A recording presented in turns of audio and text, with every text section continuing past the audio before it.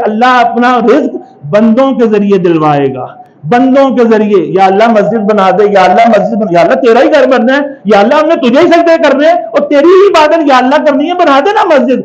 सुलेमान अलैहिस्सलाम का उम्मती आसिफ बिन बरखिया कहां से उठा के तख्त जो है उन्हें कहां पर जो है एक पलक झपकने में हाजिर कर दिया। मौला तू तो उसका भी खुदा है, तू तो सुलेमान अलैहिस्सलाम का भी खुदा है। हमारा हमने प्लॉट ले लिया, या अल्लाह जमीन तूने दी है, इमारत भी तू दे दे, बनी बनाई इमारत नाजिल कर दे। कयामत तक नाजिल होगी इमारत?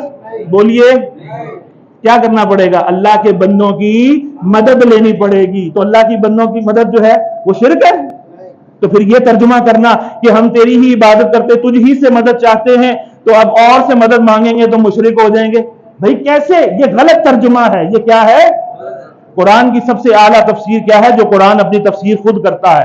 कुरान मजीद में अल्लाह ने कई मकामात पर मदद मांगने का हुक्म दिया है।